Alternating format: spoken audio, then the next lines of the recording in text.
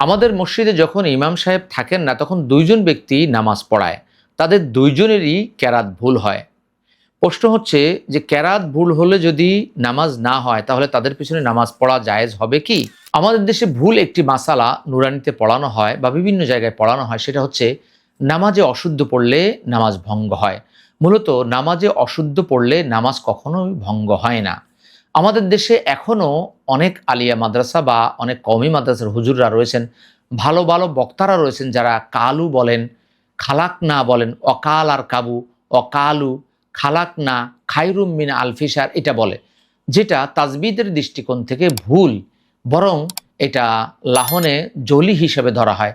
তারপরও তাদের সালাত হয় না, এই মাসআলা কেউ দেয় না।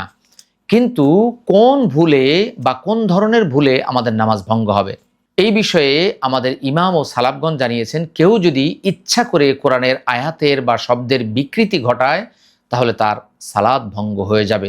কেননা ইচ্ছা করে কেউ যদি সালাতের মধ্যে কোরআনের বিকৃতি ঘটায়, তাহলে সে কাফের বা মুশরিক হয়ে যায়।